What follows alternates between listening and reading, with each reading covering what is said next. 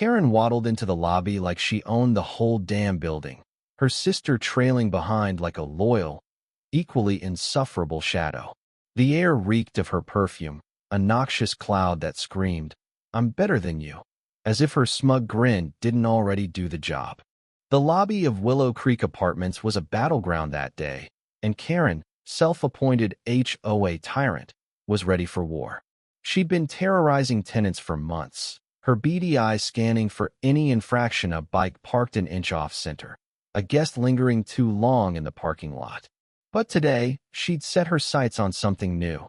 The delivery guy, Marcus, a lanky 20-something just trying to do his job. He stood there, arms full of packages, sweat beading on his forehead, while Karen's voice boomed like a foghorn. "Only owners get packages here," Karen declared, her chins wobbling with righteous indignation. "Renters like you," she jabbed a sausage-like finger at a tenant named Lila, who just rushed down to grab her groceries, "don't deserve clutter in my lobby." Her sister, Darlene, nodded vigorously, her own bulk blocking the narrow hallway like a second wall of entitlement. Lila, a single mom with tired eyes and a threadbare hoodie, clutched her phone, her grocery order confirmation glowing on the screen. "Karen, I paid for this. It's food for my kid," she said, voice shaking but firm. The desperation in her tone was palpable. She'd been working double shifts at the diner, and this delivery was her lifeline for the week. But Karen didn't care. Compassion wasn't in her vocabulary. Marcus shifted uncomfortably, glancing at his watch.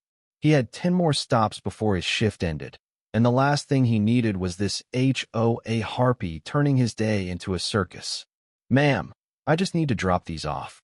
Building policy says I can leave them with tenants," he said, holding up a package with Lila's name scrawled on it. "Policy?" Karen snorted, her laugh a grating bark. "I am the policy.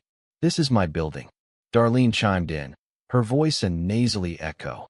"Yeah, renters are just leeches. You don't belong here." The sisters stood shoulder to shoulder, a barricade of arrogance, their matching floral blouses straining at the seams. The tension in the lobby was thick enough to choke on. Lila's hands balled into fists, her exhaustion giving way to fury. "You don't get to decide who eats, Karen. This is my home too." Her voice cracked, but her eyes burned with defiance. Marcus, caught in the crossfire, tried to edge toward the mailboxes, but Darlene stepped forward, her bulk forcing him back. "Don't you dare," Darlene hissed. "You drop those packages, and I'll have you fired. I know your boss." It was a lie, but the sisters had a knack for making empty threats sound like guillotines. Marcus froze, his jaw tight. He wasn't paid enough for this. What Karen and Darlene didn't know was that the lobby's security camera was rolling, capturing every word, every sneer, every ounce of their self-righteous cruelty. And what they really didn't know was that Lila wasn't just a tenant, she was a paralegal student, sharp as a tack, who'd been quietly documenting their abuses for months. The sisters' reign of terror was about to crash and burn. The conflict escalated when Karen, emboldened by her own bluster, snatched the grocery package from Marcus's arms. "This is going in the trash," she announced, waddling toward the dumpster chute. Lila lunged forward, grabbing Karen's arm. "Don't you dare," she shouted, her voice echoing off the cinder block walls. Karen shoved her back, hard enough to make Lila stumble, and that's when things went from bad to catastrophic. Marcus, finally fed up, dropped his remaining packages and pulled out his phone. "I'm calling the cops," he said, his voice steady despite the chaos. Karen laughed, a hyena-like cackle. "Go ahead, kid. They won't touch me. I'm HOA president." Darlene smirked, adding, "Yeah, good luck with that." But luck wasn't on their side. Lila, regaining her balance, whipped out her own phone and started recording. "Say it again, Karen," she taunted, her voice low and dangerous. "Tell the world how you're stealing my groceries because I'm just a renter." Karen's face twisted, caught between rage and confusion. She wasn't used to being challenged, let alone recorded. The sisters' arrogance blinded them to the growing crowd outside the lobby's glass doors. Other tenants, drawn by the shouting, had gathered, phones out, capturing the spectacle. Karen and Darlene were too busy berating Lila to notice the whispers, the pointed fingers, the mounting evidence piling up against them. When the police arrived, the lobby was a powder keg.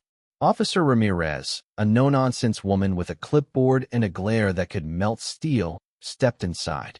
"What's going on here?" she asked, her eyes scanning the scene. Marcus, Lila, and a tenant named Jamal Hode slipped into back Lila upstart, talking at once, their voices overlapping in a chaotic symphony of grievances. Karen tried to spin her usual web of lies, her voice dripping with fake sincerity. "Officer, these people are harassing me. I'm just enforcing building rules." But Lila was ready. She handed over her phone, the video queued up. "Watch this," she said simply. Ramirez's expression darkened as she watched Karen shove Lila and toss the grocery package toward the chute. The footage also caught Darlene's threats to Marcus, clear as day. The sisters' faces paled as Ramirez turned to them. "You're withholding property and assaulting a tenant," she said, her tone clipped.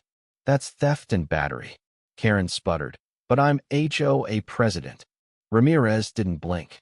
"Doesn't make you above the law." Darlene, panicking, tried to bolt, but her bulk made her slow, and an officer blocked the exit. The crowd outside erupted in cheers as handcuffs clicked around Karen's wrists, then Darlene's. The sisters' reign was crumbling, and the tenant's relief was palpable. Lila, still shaking, picked up her grocery package, clutching it like a lifeline. As the police led the sisters out, Karen's bluster faded into whines. "This is outrageous. You'll hear from my lawyer." Darlene, for once, was silent, her eyes darting nervously. The tenants followed, some clapping, others recording the sisters' walk of shame to the squad car. Back in the lobby, Lila sank onto a bench, tears mixing with a shaky smile. Marcus handed her a bottle of water from his delivery bag. "You okay?" he asked.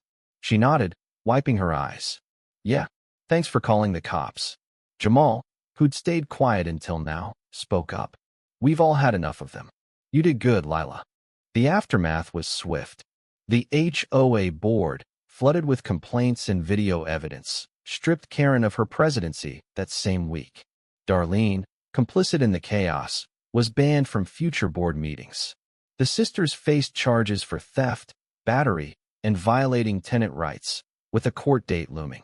The building buzzed with a newfound sense of freedom, tenants swapping stories of Karen's past outrages over coffee in the lobby. Lila, though, wasn't done.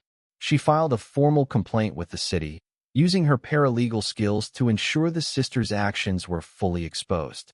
The local news picked up the story, dubbing it the HOA tyrant takedown. Karen and Darlene became pariahs, their names synonymous with petty cruelty and karmic justice. The lesson wasn't lost on anyone. Power, wielded without empathy, is a house of cards waiting to collapse. Karen and Darlene thought they were untouchable, but they forgot the simplest truth: no one's above accountability. The tenants of Willow Creek, united by their shared outrage, proved that even the loudest bullies can be silenced when people stand together. As the sun set on the day of the arrest, Lila stood in the lobby, her grocery bag at her feet, watching the last of the police cars drive away. The air felt lighter, the lobby less oppressive. She glanced at the bulletin board, where a new note had been pinned over Karen's old rules. Community first. It wasn't much, but it was a start. The end.